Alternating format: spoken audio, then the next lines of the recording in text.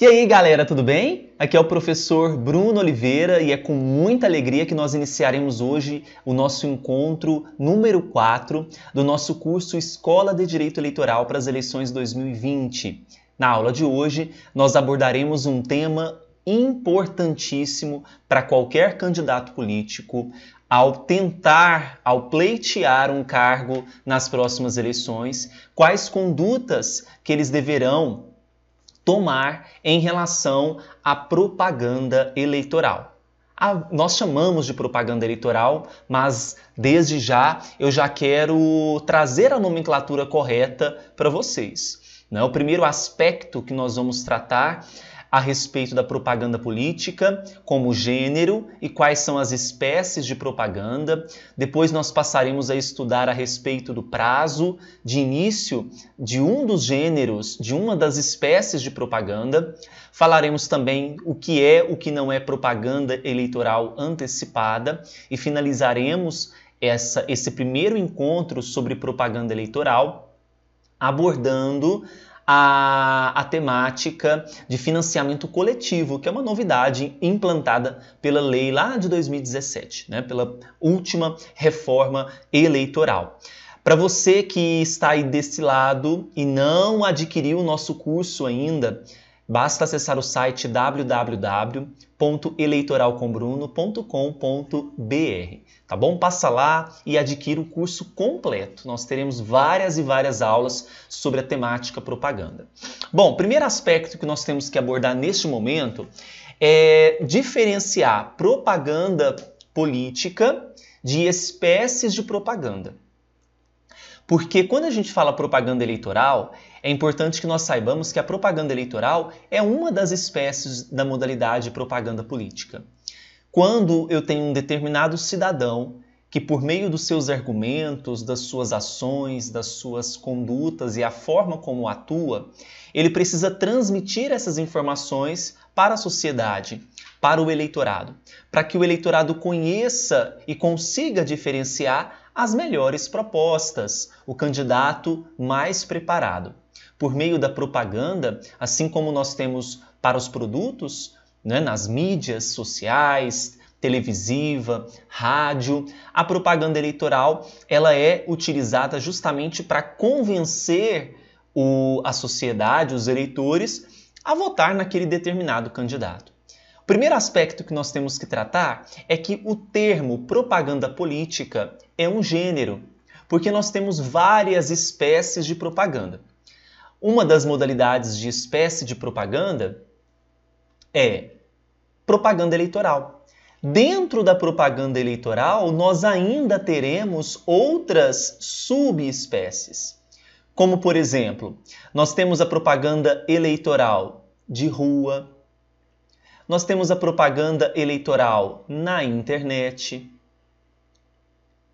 nós teremos a propaganda eleitoral na imprensa escrita, nós teremos a propaganda eleitoral no dia da eleição, principalmente o que pode e o que não pode fazer.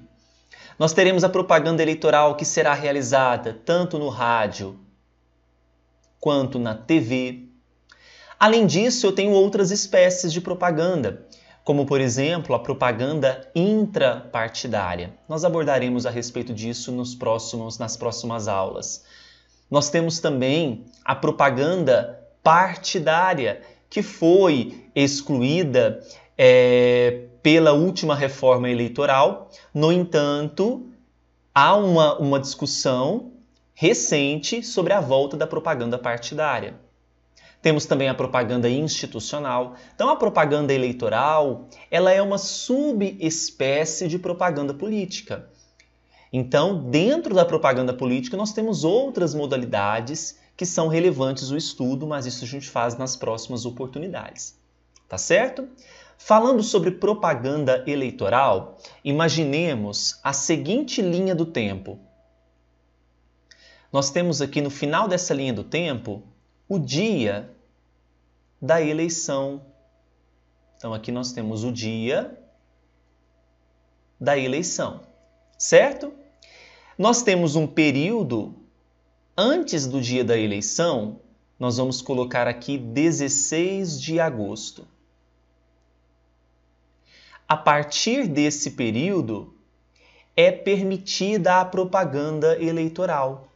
Antes desse período, aquele candidato que exerce propaganda pedindo votos, nós vamos daqui a pouco descobrir quando que se considera propaganda eleitoral antecipada.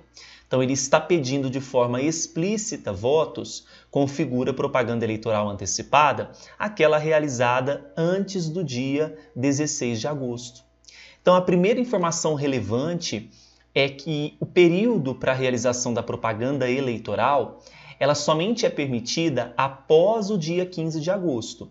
O que isso nos traz como informação? Se é após o dia 15 de agosto, somente será possível a partir do dia 16 de agosto. Nas resoluções que regulam as eleições e são publicadas até março do ano da eleição, até o dia 5 de março do ano eleitoral, ela já traz para nós um texto com uma clareza maior. Não é? Nas resoluções vocês vão encontrar que a propaganda eleitoral ela somente é permitida a partir do dia 16 de agosto. Então é essa informação mais importante neste momento que você precisa ter em mente. Então somente a partir do dia 16 de agosto. Não vamos se esquecer disso? Posso acreditar? Bom, se porventura o candidato viola o dispositivo da Lei das Eleições que trata sobre o período para início da propaganda, que é o artigo 36, será imposta, na verdade, multa. Vejamos o que diz a legislação. A violação do disposto nesse artigo, se vocês quiserem anotar o artigo, é o 36 da Lei das Eleições. Sujeitará o responsável pela divulgação da propaganda e, quando comprovado o seu prévio conhecimento, então comprovou que aquele candidato ele sabia da propaganda irregular. O beneficiário, então quem está sendo beneficiado por aquela violação, estará sujeito a multa no valor de 5.000 a 25.000 reais ou ao equivalente ao custo da propaganda se o valor pago pelaquela propaganda irregular for maior que essa faixa da multa. Ok? Então cuidado! Olha só o valor que você... Já é custosa, quando eu falo custosa em relação a valores, já é custosa a propaganda eleitoral. E ainda você, não conhecendo a propaganda, a viola e ainda tem que se sujeita a uma multa que pode variar de 5 a 25 ou mais quando o valor do custo da propaganda ele é superior. Então é algo que a gente tem que ficar atento. Ok? Bom, um outro aspecto importante em relação à propaganda é em relação aos informativos. Aqui na minha região nós chamamos de santinhos, os impressos. Muitas vezes você percebe que quando a gente chega em casa está cheio de papéis nas caixinhas do correio. Ao meu ver, eu, Bruno Oliveira, considero esse custo ele de uma forma exorbitante e desnecessária. Hoje, nós temos que investir muito mais em redes sociais do que nas impressões. Porque qual é a conduta do cidadão ao ver aquele tanto de impresso dentro da caixa dos correios? Ele pega e joga fora.